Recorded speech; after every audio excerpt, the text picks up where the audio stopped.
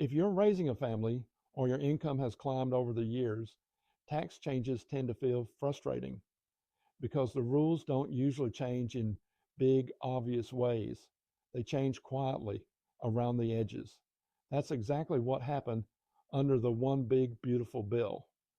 A few benefits increased, some rules became permanent, but eligibility got tighter. And that's where people are getting caught off guard. So let's talk about what actually changed for families and higher income households and what stayed exactly the same. Let's start with the child tax credit. Under the One Big Beautiful Bill, the credit increase is now $2,200 per qualifying child, and it's adjusted for inflation going forward.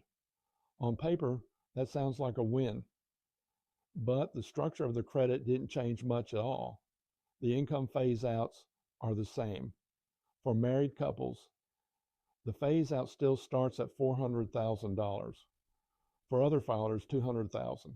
That means families whose income is creeping upward don't suddenly get more room. They get less margin for error. And that's important because this credit doesn't disappear loudly. It fades. One missed deduction, one extra chunk of income in the wrong year, and suddenly the credit shrinks or disappears without anything breaking. Now let's talk about a change that's subtle but significant. Social Security numbers. Under the One Big Beautiful Bill, Social Security number requirements expanded. To claim the child tax credit, at least one spouse and the child must have a valid Social Security number issued before the return due date. That's different from how some families operated in the past, and it matters more than people realize because this isn't about fraud or abuse, it's about eligibility. I've seen situations where income was fine, dependents qualified, and everything else lined up, but a missing Social Security number quietly disqualified the credit. Nothing explodes. The return still files. The credit just isn't there. There's also a distinction people miss between non-refundable and refundable credits. Part of the child tax credit can be refundable. That means even if your tax bill is low, you may still receive some of the credit as a refund. But that refund portion has its own limits and requirements, which means families with similar incomes can end up with very different outcomes, depending on how income is earned, timed, and reported. Again, nothing dramatic changes on the surface, but the results can be very different. Here's the bigger picture.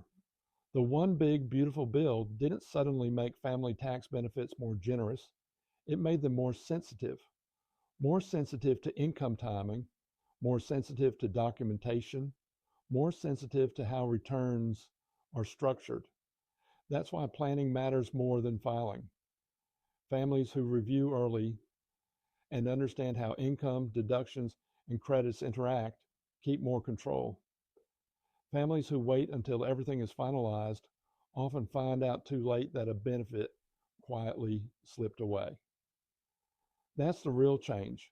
It's important for a tax professional to assess your tax filing and planning situation with the One Big Beautiful Bill in mind. Click the link in the description to request a tax strategy call. We use a short questionnaire to make sure this is a good fit for both sides.